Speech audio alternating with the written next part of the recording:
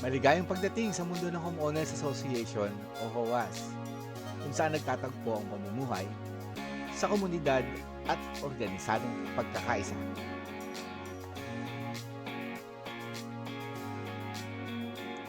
Sa video na ito, ating tutuklasin ang mga aspeto ng HOA, kanilang kahulugan, pangunahing layunin, mahalagang legal na dokumento, at masiglang mga sosyal na aktibidad na nagpapabuklod sa mga komunidad. Una, simulan natin sa mga pangunahing kaalaman. Ang Homeowners Association ay isang organisasyon sa isang subdivision, planadong komunidad o condominium na gumagawa at nagpapatupad ng mga patakaran para sa mga ari-arian sa ilalim ng kanilang nasasakupan. Ngunit ano nga ba ang mga pangunahing layunin ng isang HOA?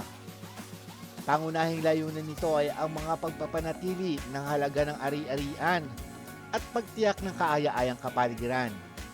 Kasama rito ang lahat mula sa pamantayan sa landscaping hanggang sa pagkontrol sa ingay at maging sa mga alituntunin sa arkitektura.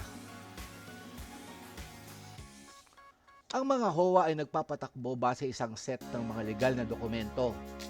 Ang pinaka-importanteng mga ito ay ang Covenant o Articles of Incorporations, Condition o ang mga bylaws, Restrictions o mga policies, rules and regulations na kilala bilang CCNRs. Ang mga dokumentong ito ay naglalahad ng mga karapatan at responsibilidad ng mga may-ari ng bahay. Tinitiyak na ang lahat ay sumusunod sa parehong mga patakaran. Ngunit ang HOA ay hindi lamang tungkol sa mga patakaran at regulasyon. Tungkol din ito sa pagbuo ng relasyon ng komunidad sa pamamagitan ng mga sosyal na aktibidad.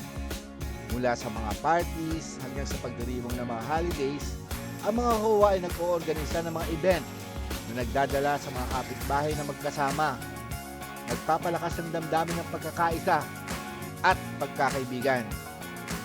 Kaya kung ikaw man ay bagong may-ari ng bahay, o nag-iisip na sumali sa isang komunidad na may HOA, ang pag-unawa sa mga pangunahing aspetong ito ay makakatulong sa iyo na pahalagahan ang bahalaga at benepisyo ng kanilang dala.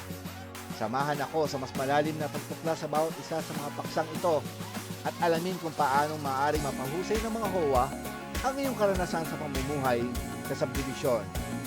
Huwag kalimutang mag-like, mag-share at mag-subscribe para sa mas marami pang kaalaman tungkol sa Homeowners Association.